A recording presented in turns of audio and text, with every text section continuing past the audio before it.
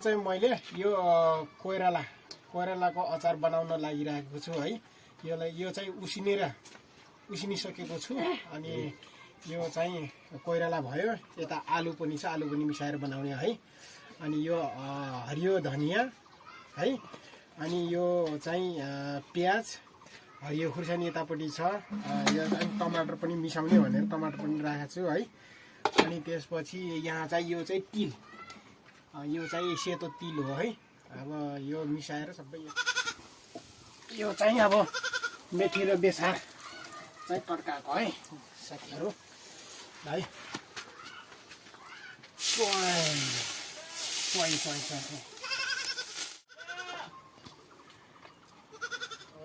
कोइरालाको अचार चाहिँ तयार भइसकेको छ है।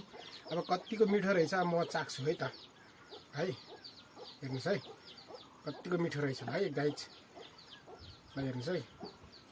सायद यो एकदम मिठो होला, तयार भइसकेको छ। अब चाख्छु है म त है। एकदम दामी, ल मलाई चाहिँ दामी लाग्यो है। ल थ्याङ्क यू, ल थ्याङ्क यू।